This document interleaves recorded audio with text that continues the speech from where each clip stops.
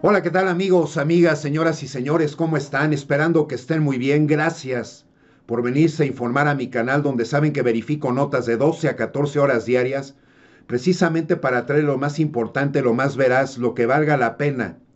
Esto es muy importante en nuestro país y estamos a punto de ver precisamente un periodista de Estados Unidos que le hizo una pregunta muy irreverente a nuestro presidente.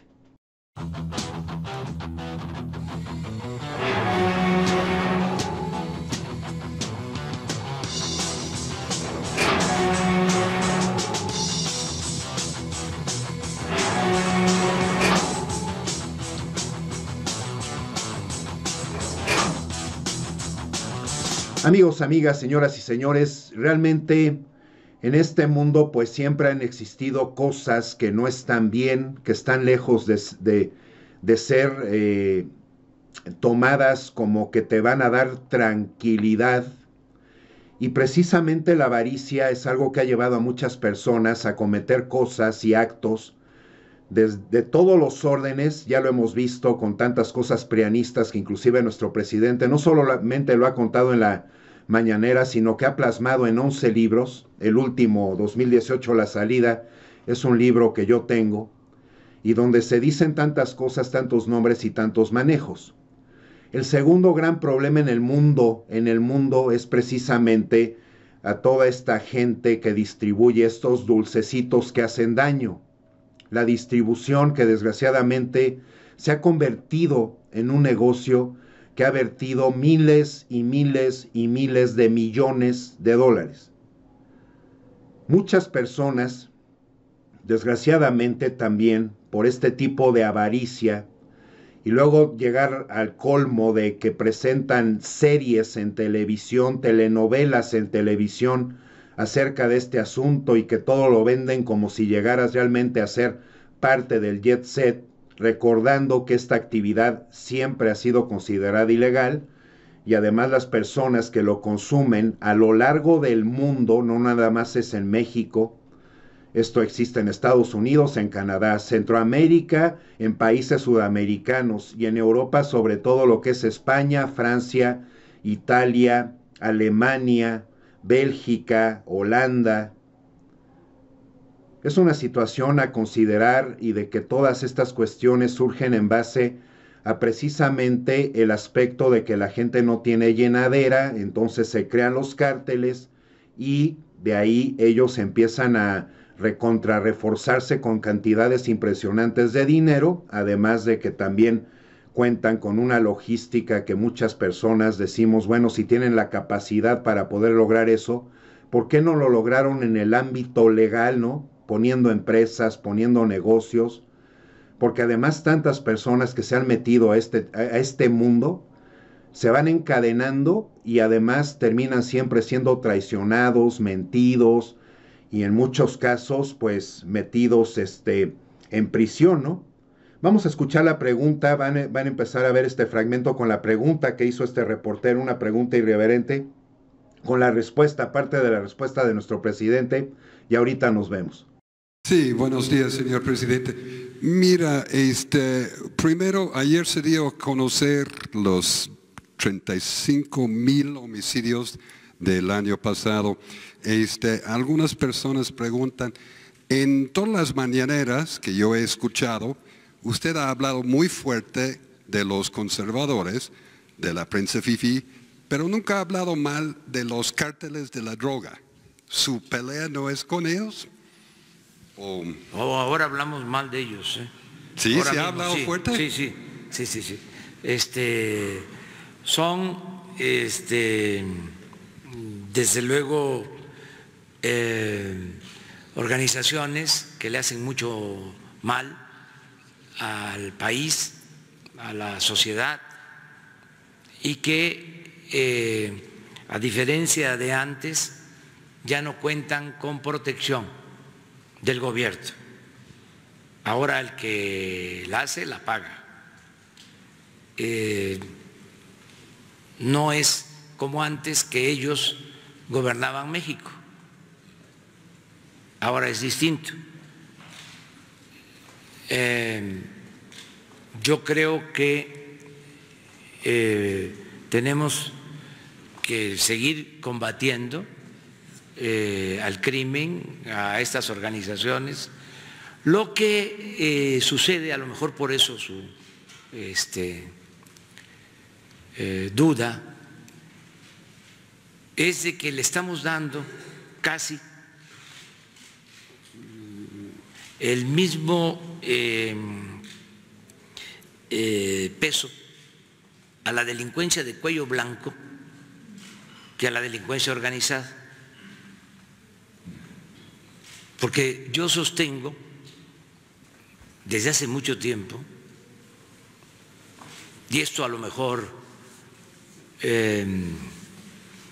es inédito, que el principal problema de México es la corrupción política. En otra concepción, ¿sí?, puede ser que se considere que el principal problema sea el crimen organizado o la delincuencia común.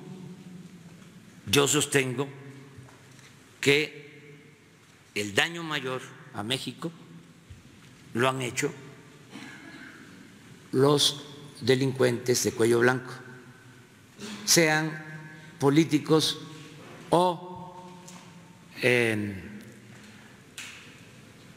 empresarios, o mejor dicho, hombres de negocios disfrazados de empresarios. Entonces, por eso a lo mejor no ha escuchado mucho sobre esto, pero queremos ir al fondo, no a la simulación. Llegó un momento que la revista Forbes o el grupo Forbes ponía a Guzmán Loera en la lista de los más ricos de México, en los 10 más ricos de México y en la lista de los más ricos del mundo. Y yo creo que no obedecía a la realidad, que era muy espectacular, ¿no? Pero las grandes riquezas que se hicieron, se amasaron en el periodo neoliberal al amparo del poder público, superan con mucho lo que llegó a acumular Guzmán Loera. Qué irreverente reportero, que realmente además un reportero tiene que tener conocimiento de causa, de fondo. ¿Qué es lo que ha sucedido con nuestro presidente cada vez que nos congrega en el Zócalo? Lo atiborramos.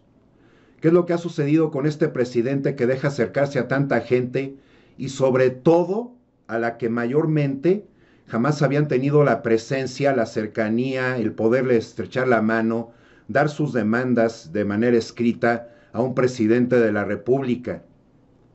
El hecho de que contamos con un presidente que por eso se abordó, ¿no?, congruentemente al hecho de poder dar todos estos apoyos, programas, empleos, y que vamos en ese proceso en México de un corregimiento precisamente para levantar a los que se quedaron aplastados, ignorados, y traerlos a que nos acompañen a tantas mexicanas y tantos mexicanos, y a que se baje tantas cosas como es el nivel de prepotencia de funcionarios públicos, ineficiencia de funcionarios públicos. Tenemos el gran problema que en estados gobernados por los prianistas se denota que ellos también requirieron tantos negocios. Lo podemos ver con el INSABI, que en 7 estados no. Curiosamente, Alfredo del Mazo del Estado de México sí aceptó lo del INSABI, y por lo menos hay una muestra de congruencia, pero que de tantas cosas, de tantos casos, de tantos programas en el pasado, ellos únicamente lo ocuparon como un negocio valiéndoles un comino su mayor responsabilidad y encomienda, que es precisamente mantener a la población y las demandas en un orden de un porcentaje bajo, no en un porcentaje alto. Nos jugaron al revés. El neoliberalismo es una de las cosas y causas. Miren, de su libro, rápidamente les leo antes de llegar a la actualización de lo que pasó hoy en la audiencia de García Luna, que además esto es algo que este reportero así sacó la pregunta como si no se hubiera hecho nada en el gobierno. Yo le hubiera hecho una contrapregunta.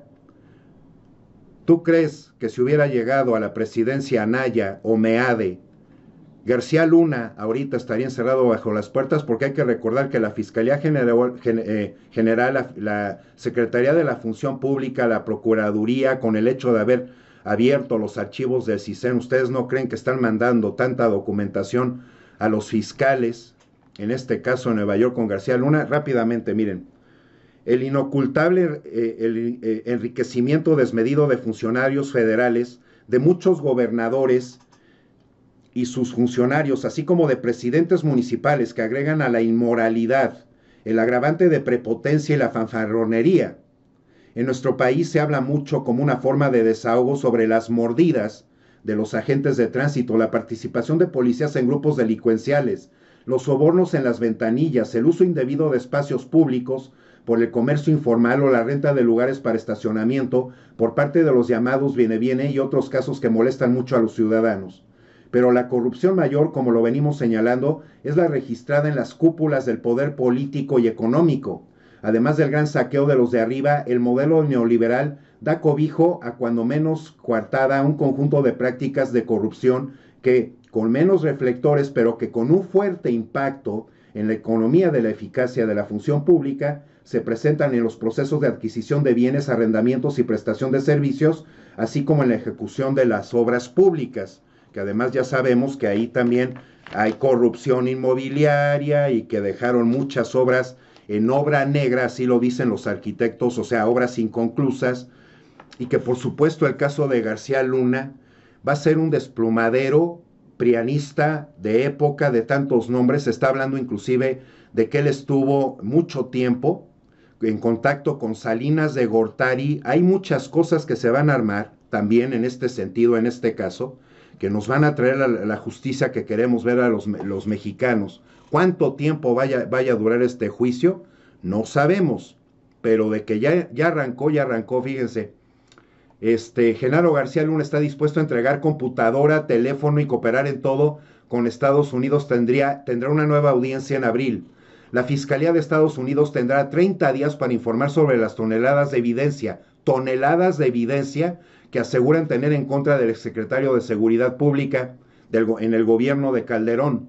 Sin esposas, más delgado y vistiendo el uniforme característico de los presos de Estados Unidos, el exsecretario de Seguridad Pública en el sexenio de Calderón, Genaro García Luna, se presentó en su segunda audiencia en la Corte de Nueva York, en donde su abogado César Castro aseguró que su detenido ha sido retenido con medidas inusuales, pues pasa 23 horas al día de aislamiento. Esto determina que la Corte en Estados Unidos, la autoridad, lo determina como alguien de alto grado, ¿no? De alto grado de peligrosidad, para empezar.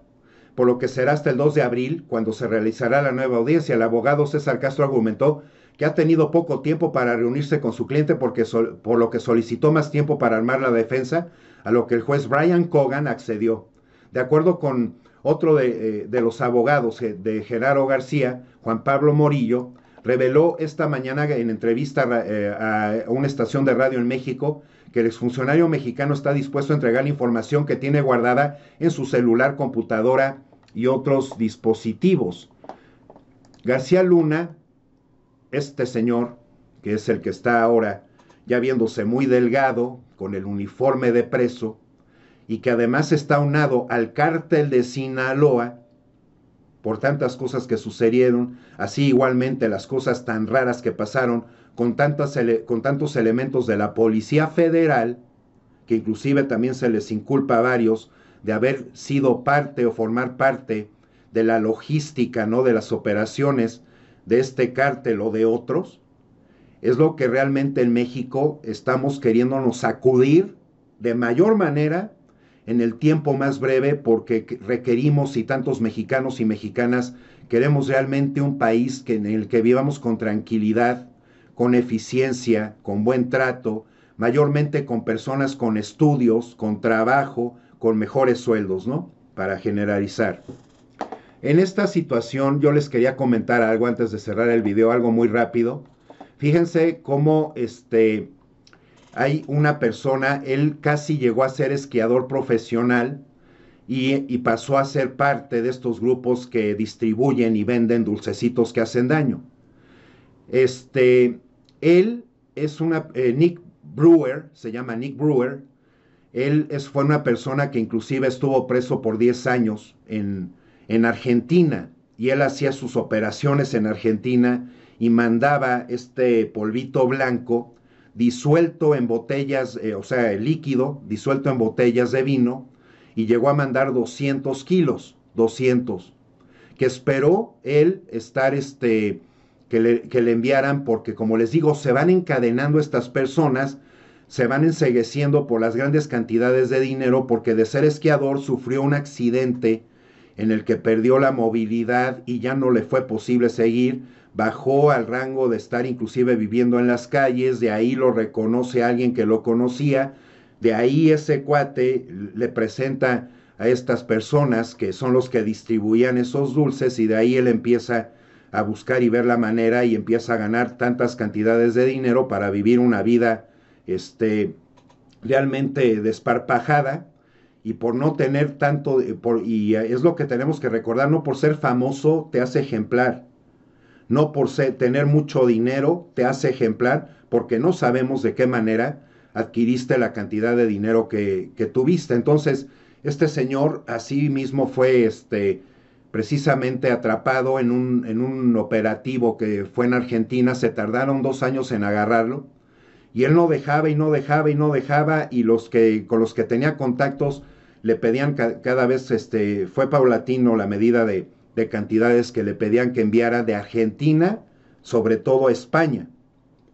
Entonces él en la cárcel aprendió lo que es el yoga, que eso lo desestresó, le hizo que su mente estuviera en otro lado para evitar el estrés. Y yo vuelvo a decir, personas con capacidad, con intelecto, ¿por qué inmediatamente se cuelan a esto, al mundo de ganar un dinero fácil, que te puede inclusive, él 200 kilos, no lo hizo tener cadena perpetua, porque estaba esperando que le mandaran para que mandara 1000 kilos, y eso sí lo hubiera hecho, estar en cadena perpetua. Por eso es mejor la tranquilidad de conciencia, portarte bien, echarle ganas, enriquecerte en la vida, aprender siempre en la vida para ser una persona positiva, constructiva, que realmente adquieras la confianza de la gente por tus adeptos y no por autoritarismos ni por demandas, ¿no? Esa es la gran utopía que debemos obtener y pensar en este mundo. Y por eso les quise traer esta historia de Nick Brewer, que esto es un ejemplo de tantos, y lo de García Luna va a ser un desplomadera de época. Amigos, amigas, mil gracias por llegar hasta este punto en el video, mil gracias por sus likes, por sus suscripciones, por estar al pendiente de mi página principal, checándola de 2 a 3 veces al día, por ver los videos completos, que eso es un gran apoyo, el verlos completos, créanmelo, y esperando que estén muy bien. Por aquí nos vemos pronto en el siguiente video. Hasta la próxima.